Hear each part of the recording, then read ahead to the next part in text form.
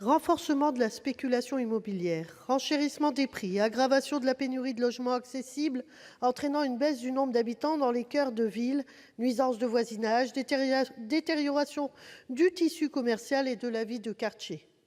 Comme l'a récemment détaillé la mairie de Paris par voie de communiqué, les plateformes de location meublée de courte durée, on pense notamment à Airbnb mais pas seulement, ne sont pas uniquement source de jouissance pour les locataires qui en bénéficient et pour les loueurs qui en profitent. Et pour cause, notamment, le développement de ces locations de courte durée peut avoir pour conséquence d'entraîner des troubles de voisinage importants, nuisances sonores, dégradation des parties communes, etc. Une tentative de résorption du phénomène avait été enclenchée avec la loi du 24 mars 2014 pour l'accès au logement et un urbanisme rénové, qui prévoyait initialement l'obligation pour un copropriétaire de saisir l'assemblée générale pour toute demande d'autorisation de changement d'usage d'un local destiné à l'habitation aux fins de louer pour des courtes durées à une clientèle de passage.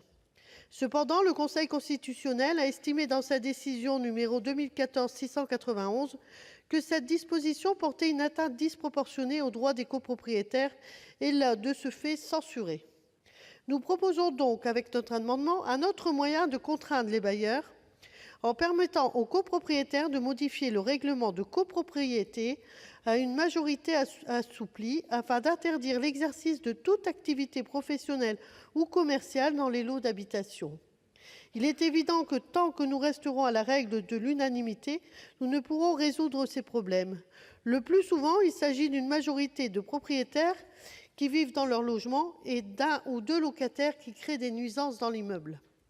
Les gens ne peuvent plus dormir et les parties communes sont souvent souillées par des locataires se sentant peu concernés par des règles de